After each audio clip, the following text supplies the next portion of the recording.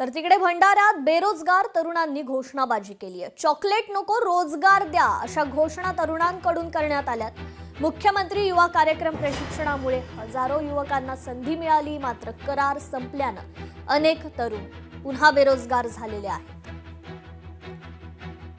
मुख्यमंत्री युवा कार्यप्रशिक्षण या योजनेमधून तरी आम्हाला आधी 6 महिन्याचा रोजगार दिलं होतं।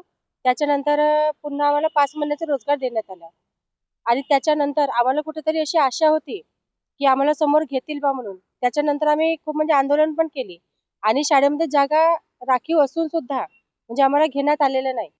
शासन हा फक्त आणि फक्त आश्वासनच करत राहिलेला आहे आणि आम्हाला आमच्या भेटीगाठी झालेल्या फक्त आणि फक्त आम्हाला तोंडी आश्वासन दिलेलं आहे।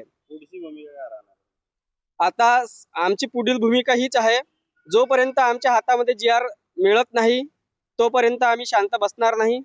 येत्या 24 तारखेला 23 तारखेपासूनच मुंबई या ठिकाणी आझाद मैदान या ठिकाणी आमचा भव्य दिव्य असा महामोर्चा आहे। तर आमचे भरपूर सारे आंदोलन झाले आणि नागपूरमध्ये 13 तारखेला आमचा जो आंदोलन होता, खूप मोठा असा आंदोलन होता, शांत पद्धतीने होता, परंतु आमची काही चूक नसताना आमच्यावर लाठीचार्ज करण्यात आला।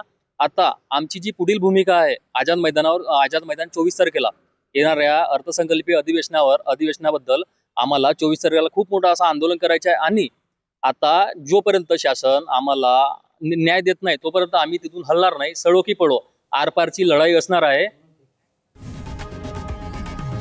लोकशाही मराठी ऐका, पहा, जागरूक रहा।